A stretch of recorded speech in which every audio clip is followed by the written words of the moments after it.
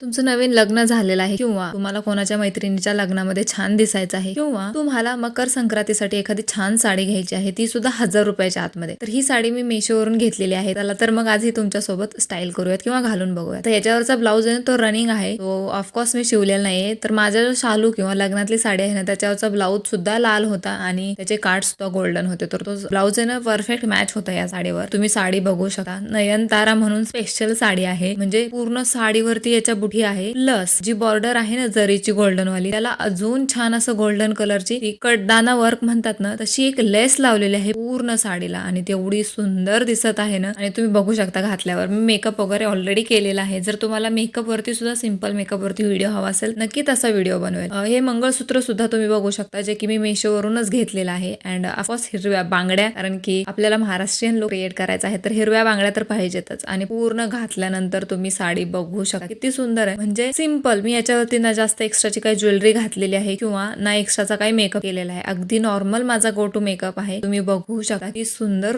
Look create झालेला आहे. याच्या ज्या सगळ्या प्रोडक्टच्या लिंक आहेत, मंगळसूत्र, कानातले, त्याचबरोबर गजरा अँड साडी ऑफकोर्स, तर सगळ्याच्या लिंक तुम्हाला भेटणार आहेत. तुम्हाला फक्त कमेंट करायची आहे लिंक असं. हा लुक आहे ना, तुम्ही स्पेशली नवीन लग्न झालेला आहे तुमचा, तर नक्की करू शकता. अगदी 16व्याला घालता येईल अशी सुद्धा साडी आहे. किंवा तुम्हाला छान असं मैत्रिणीच्या लग्नात जायचं आहे, थोडीशी अजून एक्स्ट्राची ज्वेलरी घालून हा तुम्ही लुक क्रिएट करू शकता.